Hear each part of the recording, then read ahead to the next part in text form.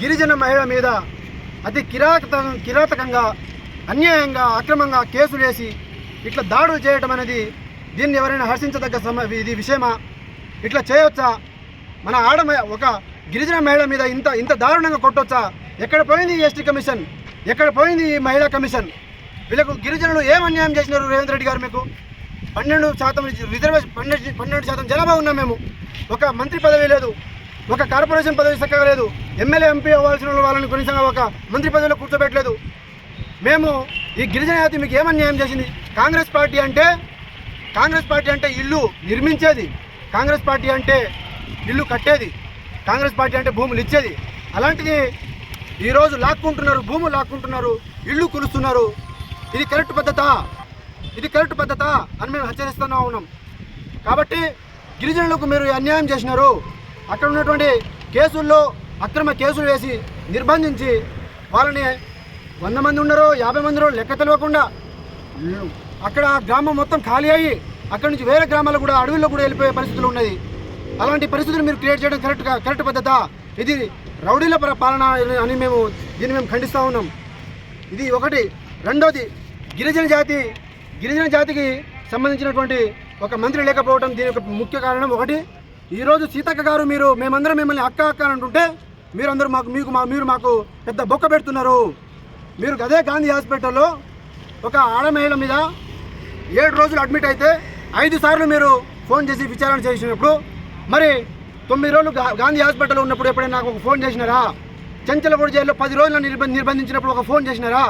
ముఖ్యంగా ఈరోజు మీలాగా సాటి మహిళనేగా ఇలా ఆడ మహిళలను వాళ్ళు లగచర్ల గ్రామం నుంచి ఇక్కడ మన నిన్న ప్రెస్ క్లబ్ కూడా వచ్చిన వాళ్ళు, మరి వాళ్ళతో మీరు మాట్లాడడం మీకు బాధ్యత లేదా? మీకు బాధ్యత ఉందా లేదా అని మీరు ఆలోచన చేసుకోవాలి. కాంగ్రెస్ పార్టీలో ఉన్నటువంటి గిరిజన నాయకులు మీరు గుర్తుపెట్టుకోరి, మిమ్మల్ని అందరినీ తెలంగాణ బహిష్కారం చేస్తాం. తెలంగాణ సమాజం మొత్తం మిమ్మల్ని, గిరిజన సమాజం మిమ్మల్ని బహిష్కరిస్తుంది. మీరు మాట్లాడకపోతే, మీరు దీని మీద న్యాయంగా మాట్లాడకపోతే మాత్రం, మీరు గొంతెత్తకపోతే మాత్రం తీవ్ర పరిణామాలు ఉంటాయని ఈ సందర్భంగా హెచ్చరిస్తా ఉన్నా. ముఖ్యంగా మేము చేసిన తప్పేంది? మేము ఏం అన్యాయం చేసినాం? గిరిజనులు అంటే మీకు అంత చులకన ఎందుకు? గిరిజనులు అంటే మిమ్మల్ని అంత కొట్టడం ఎందుకు? 3,500 ఎకరాల్లో 2,500 ఎకరాల భూములు వాళ్ళు తీసుకోవడం దేనికి? ఒకటి, ప్రభుత్వ ప్రాజెక్ట్ అయితే భూములు అడగడంలో తప్పులేదు. అదేమైనా ప్రభుత్వ ప్రాజెక్టా? అదేమైనా కాళేశ్వరం డ్యామా? అదేమైనా నాగార్జున డ్యామా? అదేమైనా ప్రభుత్వ హాస్పిటలా? ఆ ప్రాజెక్ట్ ఏమైనా ప్రభుత్వ స్కూలా? అది కేవలం ఫార్మా కంపెనీకి, ఒక ప్రైవేట్ యాజమాన్యానికి ఇవ్వడానికి, లీజుకి ఇవ్వడానికి మీకు లంబాడి జాతికి సంబంధించిన భూములే కావాలా? మీకు అవే దొరికినాయా? మీకు అదే కొడంగల్లో ప్రభుత్వ భూములు ఉన్నాయి. ఆ ప్రభుత్వ భూముల్లో మీరు ఫార్మా కంపెనీ పెట్టండి, దానికి మేము వ్యతిరేకం కాదు. రెండోది, అక్కడ ప్రభుత్వ భూములే దొరకకపోతే మీ రెడ్ల భూములు వేల ఎకరాలు ఉన్నాయి, మీ రెడ్ల భూముల్లో పెట్టుకోరి. మాకు ఇటు ఉద్యోగాలు ఇవ్వకుండా, 2 లక్షల ఉద్యోగాలు ఇవ్వకుండా, జీవో నెంబర్ 29 ద్వారా మా రిజర్వేషన్ తీసేస్తూ లాస్ట్కి మా భూములు కూడా మీరు లాక్కొని పోతా అంటే మేము చూస్తూ ఉంటాం అనుకుంటున్నారా? మీరు లంబాడి జాతి మీకు ఒకటే గుర్తుపెట్టుకుంటున్నాం. మీరు ఒకటే గుర్తుపెట్టుకోవాలి, మీరు ఈ సమస్య మీద వెనకడుగేసి పోతారా? లేదంటే తెలంగాణలో ఉన్న గ్రామాల నుంచి మేమందరము కలిసికట్టుగా ఉమ్మడిగా ముందడుగు వేయమంటారా అని డిసైడ్ చేసుకోరి. మేమందరం ముందడుగులు వేయాలా, మీరు వెనకడుగు వేస్తారా డిసైడ్ చేసుకోరి. కాదు కూడదని చెప్పేసి మీరు వాళ్ళ ఒక్క అంగుళం భూమి మీరు తీసుకున్నా గుర్తుపెట్టుకోరి. బంజారా శక్తి ఏందో, లంబాడి శక్తి ఏందో, గిరిజన దమ్మేందో చేసి చూపిస్తాం. 3 రోజులు మీకు టైం ఇస్తున్నాం, గుర్తుపెట్టుకోరి. 3 రోజుల్లో కనుక వాళ్ళ సమస్యను పరిష్కారం చేయకపోతే, వాళ్ళపై పెట్టినటువంటి కేసులను, అక్రమంగా కేసులను మీరు తీయకపోతే, జైల్లో ఉన్నటువంటి గిరిజన బిడ్డలను బయటకు తీయకపోతే మొత్తం లగచర్ల గ్రామంలో వస్తాం. లగచర్ల గ్రామంలో గిరిజనుల మహాసభ పెడతాం, మా దమ్మేందో చూపిస్తాం. అక్కడ కూడా నువ్వు తలదించకపోతే ఢిల్లీ సాక్షిగా 100 మంది అదే లగచర్ల గ్రామస్తులను తీసుకుపోయి 20 రోజులైనా సరే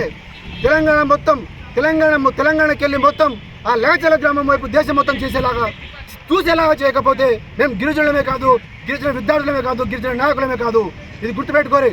మేము మా కడుపు మంటతో ఒక ఆడ మహిళ మీద చేయడం ఇది ఎంతవరకు కరెక్ట్? ఇది సమాజం, ఇది కరెక్ట్ పద్ధత. కాబట్టి టోటల్ తెలంగాణలో ఉన్న పౌర సమాజము, దాంతోపాటు గిరిజన సంఘాలు, గిరిజన నాయకులు, మనమంతా కూడా ఈ సందర్భంగా రేపు రాబోయే రోజుల్లో మనది రిజర్వేషన్ కూడా తీసే పరిస్థితి వచ్చేసింది. మనకు ఉద్యోగాలు లేవు, భూములు లాక్కుంటున్నారు, జీవో నెంబర్ 20 ద్వారా రిజర్వేషన్ తీసేసినారు.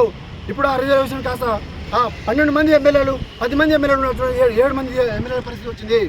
దీన్ని మనం అందరం మూకుమ్మడిగా ఈ ప్రభుత్వం మీద మనము నిరసన కార్యక్రమాన్ని మనము పెద్ద ఎత్తున పోరాటం చేయకపోతే ఈ ప్రభుత్వం మనల్ని ఇట్లే చూస్తుంది.